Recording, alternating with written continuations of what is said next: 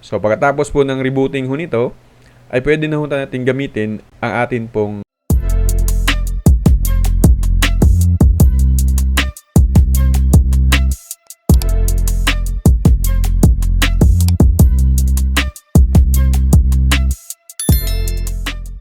mga kaibigan, magandang araw po sa ating lahat. Muli pong nagbabalik ang inyong lingkod.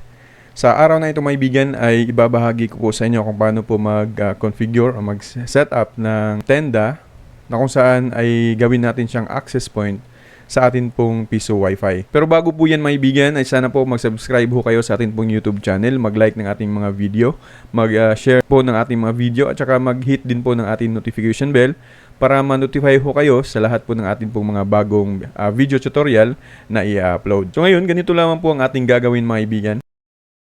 So ito po yung gagawin natin. Hanapin natin yung pangalan ng tenda mga kaibigan. Kung bagong bili ho natin yan. Kung hindi po, i-reset ho ninyo. So ito po makikita natin tenda. I-click lamang ho natin yan at automatic po siya na mag-pop up. Kung halimbawa naman po ay hindi po siya mag-pop up, syempre tingnan natin yung likod ng router, hanapin natin yung IP address. Ang IP address nito is 192.168.0.1. So, click lang natin, makikita ho ninyo ay ganito po. Makita ho nyo ang connection type, PPPoE, DHCP at saka static IP address. So, syempre may bigan, gawin ho natin tong DHCP. Kasi gagawin po natin siyang access point sa ating Piso Wi-Fi. Yung Wi-Fi name naman ay baguhin natin. Halimbawa, lagyan ho natin ng pangalan na Jessa Piso Wi-Fi. Tapos kung lagyan nyo ng karakter or mga emo pala, emoticon, lagyan nyo po kung gusto nyo lagyan. Syempre, kasi access point ho ito, huwag ho nyo lagyan ng password. So, click lamang ho natin yung okay. Okay, so pagkatapos nyan, magdi-disconnect ho tayo. Syempre, kasi binago na natin yung pangalan. So, from tenda na SSID ay magiging Jessa Piso Wi-Fi na po yan. So, syempre doon tayo magko-connect sa Jessa Piso Wi-Fi. Okay, balik tayo mga kaibigan sa atin pong IP address 192.168.0.1. So, click naman natin search. So, ito mga kaibigan, ito po yung makikita ho natin. I-click lamang ho natin itong go to set. Tapos ito pong 3 bar sa ibabaw. Tapos click ho natin ito pong internet settings mga kaibigan. So, sa operating mode, makikita ho nyo dyan, may router, WISP, o universal repeater at saka AP. Syempre, ilagay ho natin ito sa AP mga kaibigan. Tapos, i-click ho natin ito pong OK. Tapos, click naman po ang OK. So, pag na-reboot po yan, pag magiging access point na po yan mga kaibigan, ay pwede na ho natin siyang gamitin sa atin pong Piso Wi-Fi.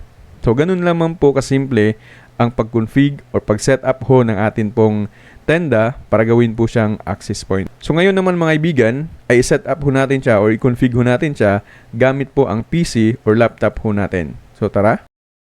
So ngayon naman mga kaibigan ay gamitin natin yung atin pong laptop or PC para po sa configuration ng atin pong tenda as AP. So hanapin ho natin yung kanyang SSID name.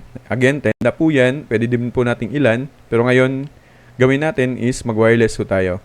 So, kukonek lamang ho tayo sa tenda. So, ito may bigan, automatic po siya na mag-pop up yung atin pong admin ng tenda po mga kaibigan. So, click lamang, makikita ho natin dito, i-click lamang ho natin itong DHCP. Ganun din po sa atin pong, katulad din po ng cellphone. Lagay lamang ho natin dyan, Jessa Piso Wi-Fi.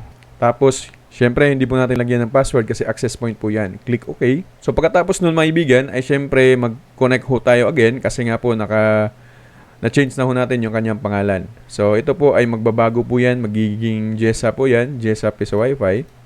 Hintayin lang natin na mag-disconnect po siya. So, ngayon, hanapin natin yung pangalan. Ito po mga kaibigan. So, click lang natin at kukonect tayo ulit. So, ito mga kaibigan, ulit, nag-connect ho tayo sa atin pong Jessa Piso Wi-Fi. I-X lamang ho natin or pwede nyo natin go to set lamang. So, ito, pupunta ho tayo dito sa internet settings.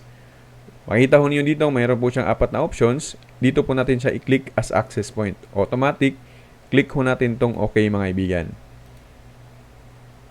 So, pagkatapos po ng rebooting ho nito, ay pwede na ho natin gamitin ang atin pong tenda as access point sa atin pong mga Piso Wi-Fi. So, ganun lamang po siya mga kaibigan i-config. Napakasimple lamang ho at talagang napakasimple. Ganun mga po mga kaibigan, sana po ay ma-share ho ninyo ang video natin, ma-like, at saka importante sa lahat, makapag-subscribe kayo at ma-hit din po ang atin pong notification bell para maging aware ho kayo sa lahat po ng atin pong mga bagong video tutorial. So again mga kaibigan, magandang araw po sa inyong lahat and God bless us all.